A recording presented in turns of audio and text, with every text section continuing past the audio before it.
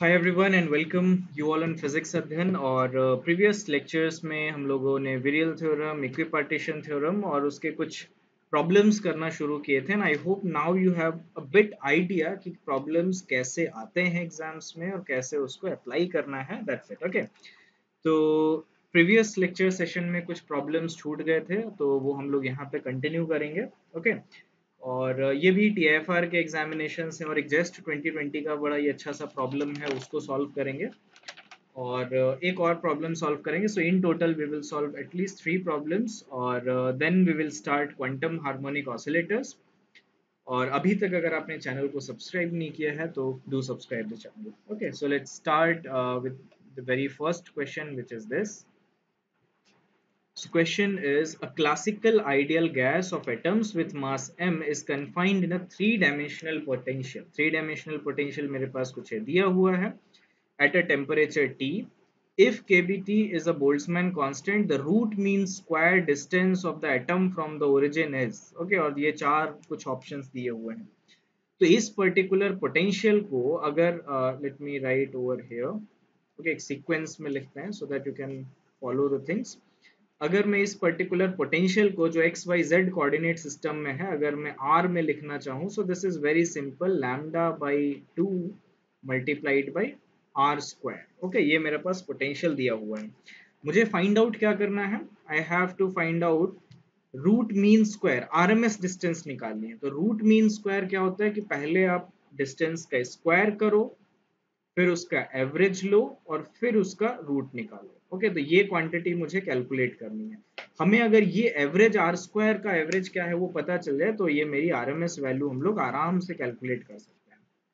Good, तो मेरे पास ये पोटेंशियल एनर्जी दी हुई है। तो अगर आप सिस्टम का हैमिल्टोनियन लिखना चाहो तो हैमिल्टोनियन कितना आ जाएगा, p x square by two m plus p y square by two m plus pz square by 2m plus lambda by 2 x square plus y square plus z square, right. तो यहां तक तो follow कर लिया। Good, तो अब हमें average of R square निकालना है। तो एवरेज ऑफ आर स्क्वायर हम लोग कैसे निकालेंगे, एक क्वांटिटी ये कैलकुलेट करके देखो, x del h by del x। Okay, ये कितना आ रहा है, this is this will be your KVT from equipartition theorem. और ये जो ये वाली है साइड, ये कितना आएगा, this will B x del h by del x कितना आ जाएगा, ये टू टू कैंसिल हो जाएगा। So this is lambda times x, so this is lambda times x square. तो x स्क्वायर का एवरेज मेरे पास कितना है, दिस इज के बी टी बाई लैम्डा। तो एवरेज ओवर वाई स्क्वायर कितना हो जाएगा, सेम आएगा। एवरेज ओवर जेड स्क्वायर कितना आ जाएगा, सेम आएगा, क्योंकि एक्स वाई जेड कोऑर्डिनेट्स अगर आप रिप्लेस कर दे तो so Hamiltonian remains the same. So X Y X calculate कर रहे हो या वाई कैलकुलेट कर रहे हो या जेड कैलकुलेट कर रहे हो, it doesn't make any difference. Okay, तो ये क्वांटिटीज आ गई। तो मेरे पास एवरेज किसका निकालना है, आर स्क्वायर का। तो आर स्क्वायर कितना होगा, average of X square plus, या इसको आप ऐसे लिख लो, plus average of Y square plus average of Z square. So this will be 3 kBt by lambda. तो आरएमएस वैल्यू कितनी हो जाएगी, RMS value will be square root of R square, इसका स्क्वायर रूट आ जाएगा। So this is square root of 3 kBt by lambda. So कौन सा option है, ऑप्शन यहाँ पे 2 है, ये ऑप्शन ए। ऑप्शन ए जो है 3 kBt बाई लैम्डा की पावर, हाँ दिस इज योर। तो if you know ideas and concepts तो एग्जाम्स में प्रॉब्लम सॉल्व करना कोई बहुत बड़ी बात नहीं है, राइट। टीएफआर 2018 का क्वेश्चन है but it is very simple, मतलब आसानी से अगर आपको चीजें पता है, कॉन्सेप्ट्स पता है, आइडियाज पता है, कैसे सॉल्व करना आता है, मैथमेटिक्स ठीक ठाक है, डेरिवेटिव कर लेते हो, so it's simple. Now let's move on to the next question.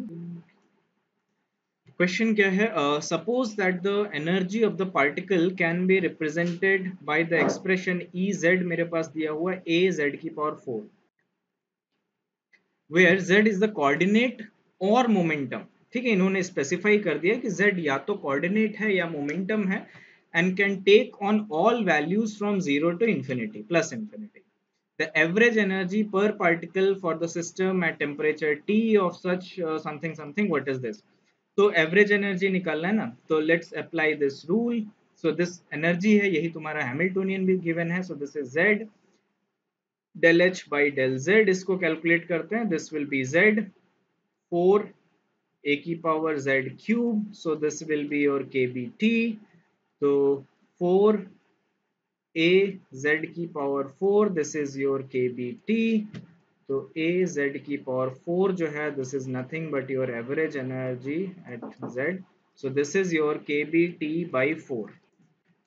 तो इसका जो करेक्ट ऑप्शन है वो कितना आ जाएगा, दैट इज KBT/4. तो ऑप्शन सी जो है इसका करेक्ट ऑप्शन है.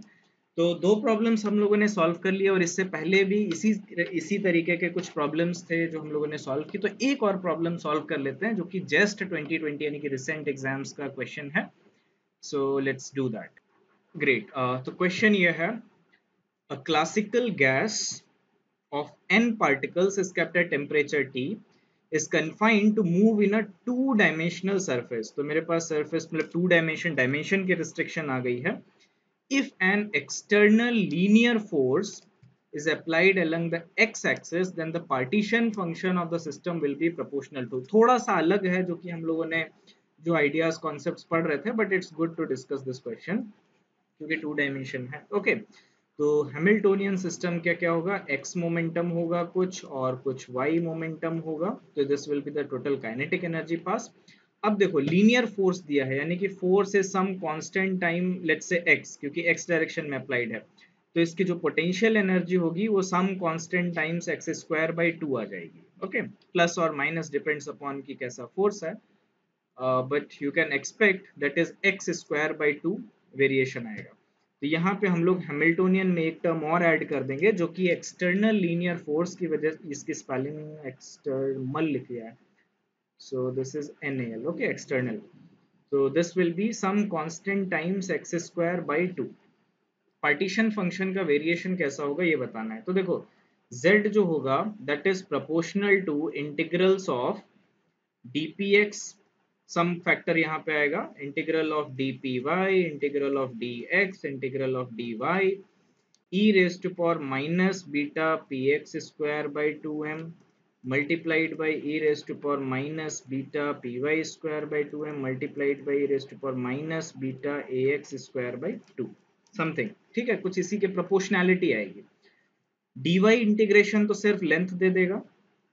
ये जो y इंटीग्रेशन होगा px का, सॉरी px वाला जो इंटीग्रेशन होगा, इससे मुझे एक फैक्टर कितना आ जाएगा, square root of 2πm by beta.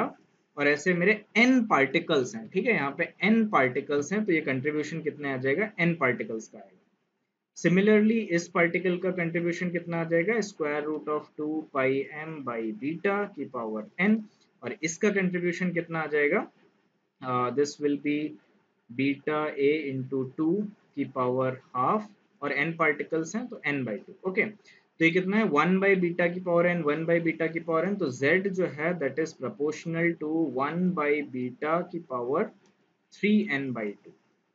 Okay, यानी कि z जो है that is proportional to temperature की पावर 3n/2, यानी कि जो ऑप्शन डी है this is your correct option.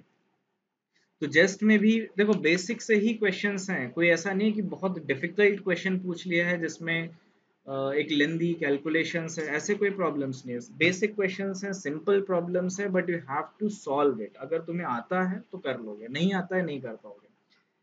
जैसे इस तरीके के जो लेंदी प्रॉब्लम्स और जिनमें कैलकुलेशन बहुत ज़्यादा होती है, वो चीज़ें तब आपको ज़्यादा फायदे में आएंगी जब आप कहीं पे रिटन एग्जाम दे रहे होगे जो सब्जेक्टिव होगा. स्पेशली अगर जैसे आप TFR वगैरह में अगर सेकेंड राउंड रिटर्न के लिए आओगे, so you will get subjective exam जहाँ पे आपको सारी चीज़ें सॉल्व करनी होती हैं. ओके.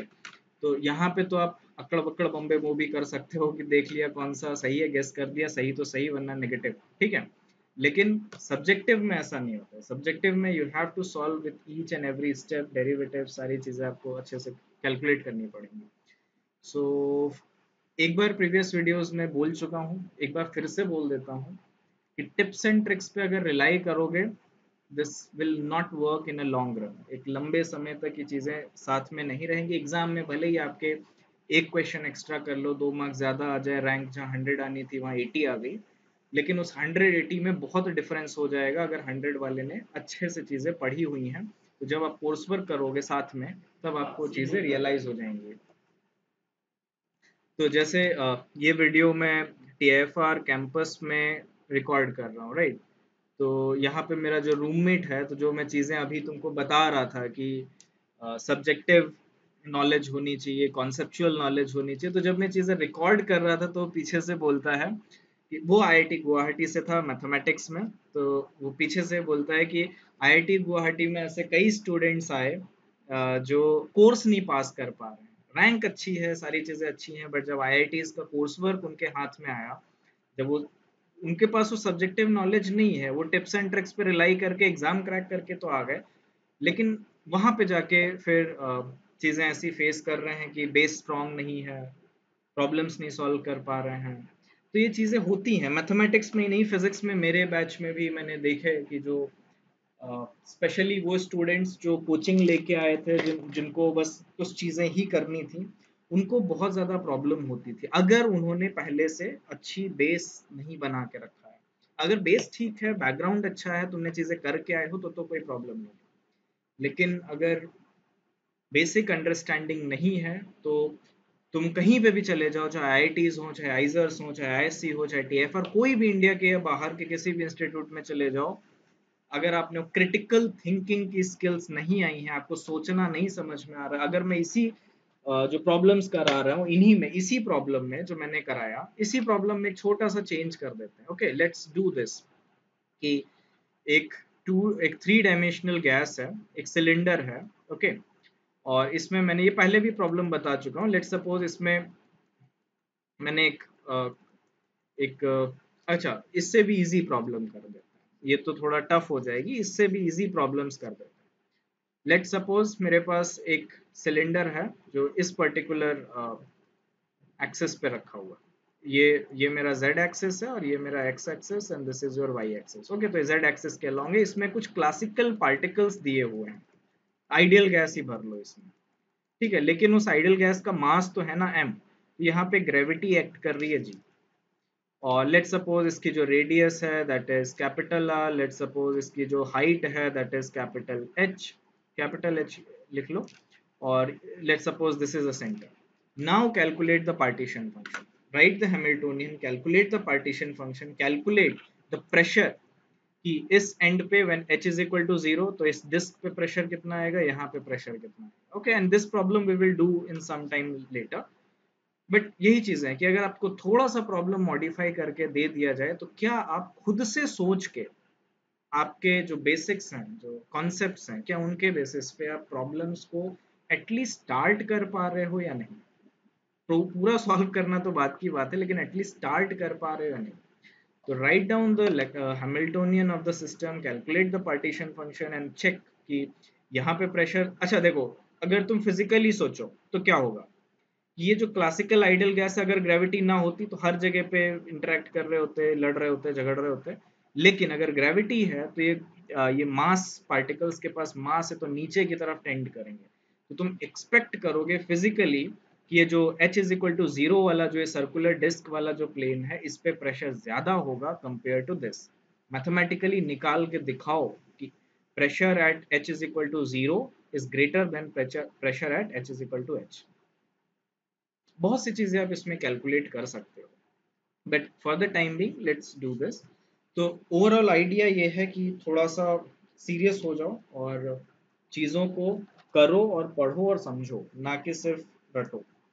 बहुत से ऐसे स्टूडेंट्स आते हैं जो कहते हैं कि हमें थ्योरेटिकल फिजिक्स करनी है, और बाद में देख रहे हैं कि ग्रुप में वो टिप्स एंड ट्रिक्स पे रिलाई करके प्रॉब्लम सॉल्व कर रहे हैं, तो हमें अंदाज़ा लग जाता है कि तुम्हारी थ्योरेटिकल फिजिक्स कहाँ तक चलेगी। ओके, तो ओके, तो बाकी का ज्ञान किसी और दिन देंगे। और एक चीज और जो बोलना चाह रहा हूँ कि क्वांटम हार्मोनिक ऑसिलेटर जो नेक्स्ट टॉपिक है, उसको जब मैं खुद से पढ़ा और सारी चीजें जो मैंने अभी तक पढ़ाई, और जो सारी चीजें मैंने एक साथ की और पढ़ी समझी, प्रॉब्लम सॉल्व किए पढ़ाने के लिए, और जब सारी चीजें बाद में मैं रिलेट कर रहा हूँ ना कि अच्छा ऐसा क्यों होता है कि इसका स्पेसिफिक हीट गोज टू 0, उसका specific heat goes to constant, तो जब सारी चीजें जब मुझे क्लियर हो गई, तो इतना अच्छा लग रहा था, इतना मतलब एक मजा आ गया था जिसको कहते हैं। तो रूममेट के कहने पे। और तो एक चीजें ऐसी होती हैं कि जब एक राहुल गांधी का एक डायलॉग है ना कि मजा आया, मैं ये मजा भारत के हर एक नागरिक को देना चाहता हूँ, तो कुछ ऐसा ही समझ लो कि क्वांटम हार्मोनिक ऑसिलेटर में जो पढ़ के जो मुझे फीलिंग आई वो सभी फिजिक्स स्टूडेंट्स को देना चाहता हूँ। तो नेक्स्ट लेक्चर से हम लोग क्वांटम हार्मोनिक ऑसिलेटर स्टार्ट करेंगे। थोड़ा सा डिफरेंट अप्रोच रहेगी जो रेगुलर टेक्स्ट बुक्स में रहती हैं, क्योंकि अगर वही चीज़ें पढ़ाएंगे जो रेगुलर टेक्स्ट बुक्स में सारी चीज़ें लिखी हुई हैं तो फिर कुछ नया नहीं आएगा। नया करना है तो थोड़ा सा चीज़ें इधर उधर से एक्सप्लोर करके एक यूनिक वे में कंटेंट देंगे।